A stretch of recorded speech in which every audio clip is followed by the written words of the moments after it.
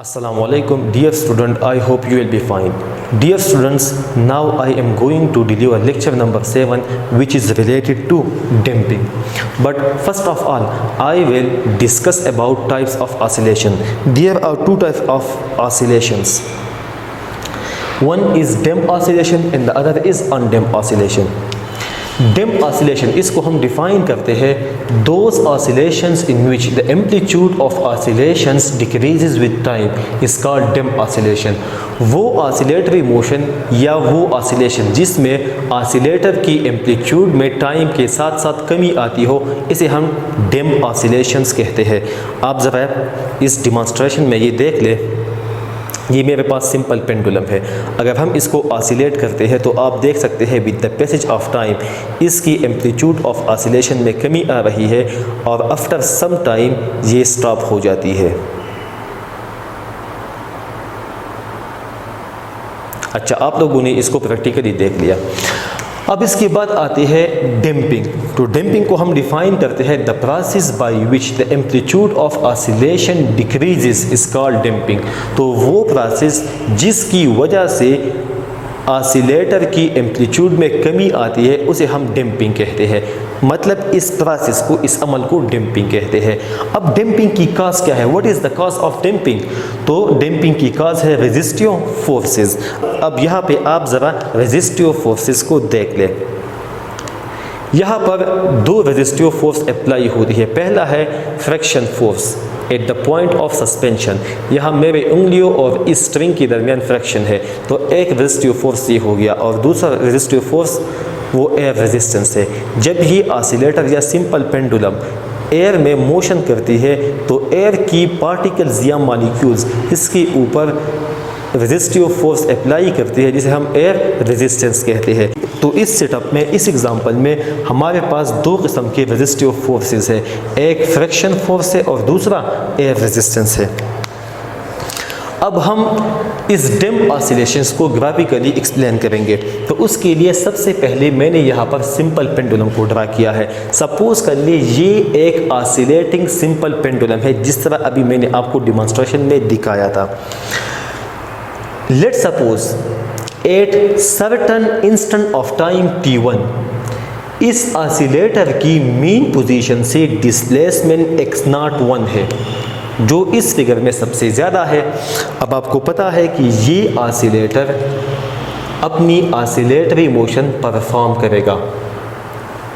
Let's suppose after certain time delta T at another instant of time t2 एक दूसरे instant of time पे suppose कर ले अब इस ऑसिलेटर की एम्पलीट्यूड ऑफ ऑसिलेशन इस पॉइंट तक है.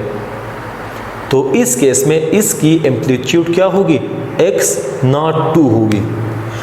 अब ये x02 x01 के मुकाबले में कम है क्योंकि रेजिस्टिव फोर्स की वजह से इसकी एम्पलीट्यूड में कमी आ गई. अब लेट्स सपोज ये अपनी मोशन को फर्दर कंटिन्यू करती है.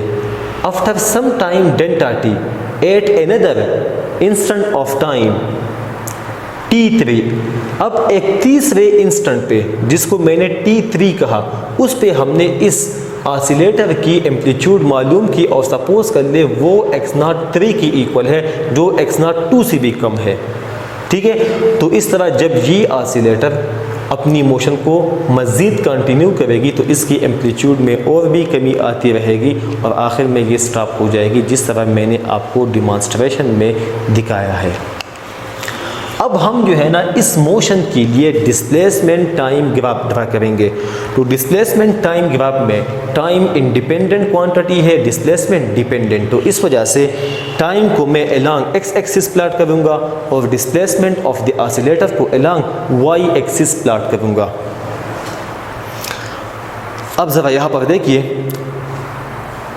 ये वो पॉइंट है या ये वो एम्पलीट्यूड है जिससे इस ऑसिलेटर ने मोशन स्टार्ट की थी। देखिए इस ऑसिलेटर ने इस पॉइंट से या इस डिस्प्लेसमेंट से, इस एम्पलीट्यूड से अपनी मोशन स्टार्ट की, लेकिन जैसे जैसे ये ऑसिलेट होती है तो with the passage of time इसकी एम्पलीट्यूड में कमी आती है। अब ये जो पॉइंट है तो ये बिल्कुल एग्जैक्टली T1 टाइम पे है या T1 इंस्टेंट ऑफ टाइम पे है। तो सपोज कर ले T1 इंस्टेंट ऑफ टाइम पे इसकी एम्पलीट्यूड क्या है, x01, जो ये वाली है, ठीक है।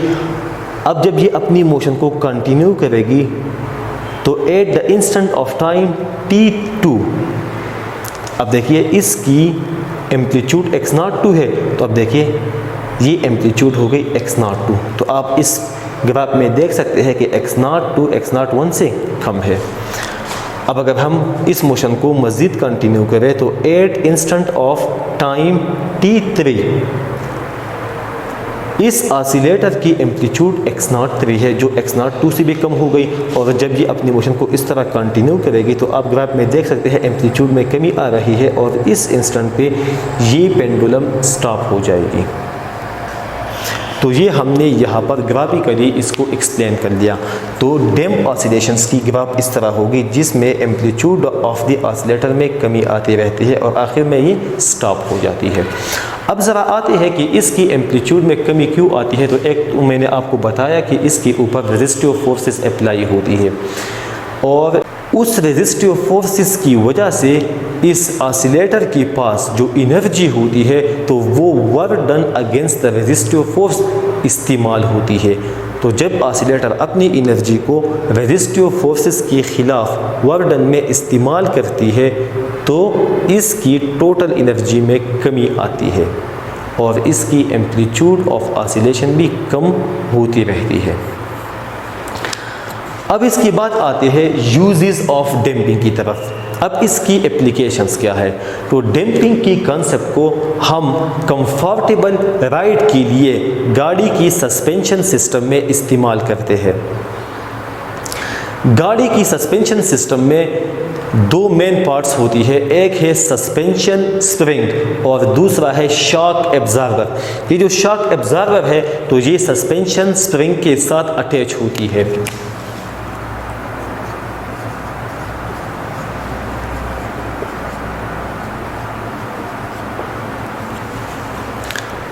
पहले हम सस्पेंशन स्प्रिंग की बात करते हैं। तो आप लोगों ने जो गाड़ी की टायर्स होते हैं उसके साथ आपने एक बड़ी सी स्प्रिंग देखी होगी, ये सस्पेंशन स्प्रिंग होती है। इसका काम होता है गाड़ी की वेट को सपोर्ट करना और उसके साथ शॉक एब्जॉर्बर लगी होती है। शॉक एब्जॉर्बर का काम है डैम्पिंग फोर्स को पैदा करना, मतलब गाड़ी की सस्पेंशन सिस्टम में डैम्पिंग शॉक एब्जॉर्बर करती है। अब ये किस तरह काम करती है। सपोज कर ले एक गाड़ी एक बम्पी रोड पे जा रही है। अब ये एक बम्पी रोड है, मतलब ये नाहमवार रोड है, तो इसमें जंप्स भी होंगे, इसमें गड्ढे वगैरह भी होंगे। तो जब ये गाड़ी उन जंप्स या गड्ढों से टकराती है तो वहाँ पर जो सस्पेंशन स्प्रिंग होती है तो उसमें शॉक एनर्जी पैदा हो जाती है और उस शॉक एनर्जी की वजह से वो जो सस्पेंशन स्प्रिंग है वो इस तरह वर्टिकली ऑसिलेट करती है। अब अगर ये स्प्रिंग अपनी वर्टिकली ऑसिलेटरी मोशन को कंटिन्यू करेगी तो उसकी वजह से गाड़ी भी इस तरह अप एंड डाउन डायरेक्शन में ऑसिलेट करेगी और इससे गाड़ी के अंदर जो पैसेंजर्स बैठे हैं उन्हें तकलीफ़ होगी। तो स्प्रिंग की इस वर्टिकली ऑसिलेटरी मोशन या शॉक्स को ख़त्म करने के लिए सस्पेंशन सिस्टम में शॉक एब्जॉर्बर का इस्तेमाल होता है। अब शॉक एब्जॉर्बर क्या करती है, तो ये शॉक एब्जॉर्बर्स स्प्रिंग की उस वर्टिकल मोशन एनर्जी को एब्जॉर्ब करती है या शॉक एनर्जी को एब्जॉर्ब करती है और उसे हीट में कन्वर्ट कर देती है। जब कोई गाड़ी किसी गड्ढे से टकराती है तो शॉक एब्जॉर्बर वहाँ पर जो शॉक वर्टिकल एनर्जी होती है या मोशन एनर्जी होती है उसे एब्जॉर्ब कर लेती है और ये गाड़ी इस तरह ऑसिलेट नहीं करती। तो ये इसका काम हो गया। इस वीडियो में आप देख सकते हैं कि शॉक एब्जॉर्बर किस तरह स्प्रिंग की एक्सिस वाइब्रेशंस को एब्जॉर्ब करती है। बेसिकली शॉक एब्जॉर्बर में एक सिलेंडर होती है जिसमें ऑयल भरा जाता है और ऊपर से सील होती है। इसके बीच में एक पिस्टन होती है। पिस्टन की एंड पे एक हेड होता है, उसमें छोटे छोटे सुराख होते हैं। तो जब गाड़ी किसी बम से टकराती है तो वो पिस्टन ऑयल में नीचे आती है, क्योंकि उस हेड में होल्स होती है तो उस होल में ऑयल ऊपर जाती है और वो जो हेड होता है या हेड ऑफ द पिस्टन है या पूरा पिस्टन है वो नीचे आता है। तो यहाँ पर ऑयल जो है ना वो विस्कस फोर्सेस या डैम्पिंग फोर्सेस पैदा करती है जो उस पिस्टन पे अप्लाई होती है, जो पिस्टन की मोशन को कम करती है। तो इस मैकेनिज़्म से गाड़ी की जो शॉक एनर्जी होगी तो वो इस पिस्टन में मौजूद ऑयल को ट्रांसफ़र हो जाती है और उसकी वजह से वो ऑयल या उस ऑयल की टेम्परेचर में इजाफा होता है। तो ये इस तरह काम करते हैं। अच्छा, अब हम ऑसिलेशंस के दूसरे टाइप्स की तरफ आते हैं, वो है अनडैम्प्ड ऑसिलेशन। तो इसे हम डिफाइन करते हैं those oscillations in which the amplitude of oscillations remain constant are called undamped oscillations. वो ऑसिलेशंस जिसमें एम्पलीट्यूड ऑफ ऑसिलेशन कांस्टेंट रहती हो, उसमें कभी नहीं आती, उसे हम अनडैम्प्ड ऑसिलेशंस कहते हैं।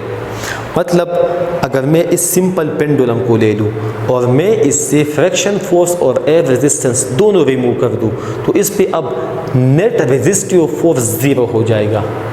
तो उस केस में अगर मैं इसको ऑसिलेट करूँगा तो इसकी एम्पलीट्यूड ऑफ ऑसिलेशन वो हमेशा के लिए कांस्टेंट रहेगी, उसमें कमी नहीं आएगी। तो इस किस्म की ऑसिलेशंस को अनडैम्प्ड ऑसिलेशंस कहते हैं।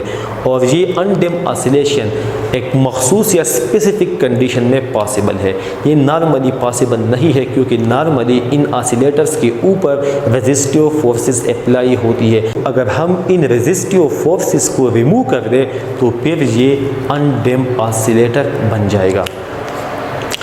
अब अनडैम्प्ड ऑसिलेशन की केस में डिस्प्लेसमेंट टाइम ग्राफ कुछ इस तरह आएगा।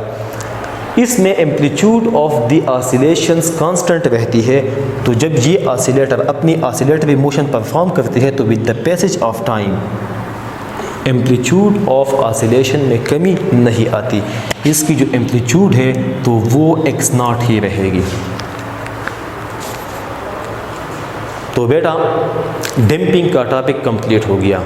इसके साथ ही चैप्टर नंबर 10 में जो सिंपल हार्मोनिक मोशन का पोर्शन था वो भी कंप्लीट हो गया। नेक्स्ट लेक्चर में मैं इस चैप्टर की जो दूसरी पोर्शन है वेव्स उसको स्टार्ट करूँगा। अगर आपको इस लेक्चर में कोई मसला हो तो आप मुझसे कांटेक्ट कर सकते हैं।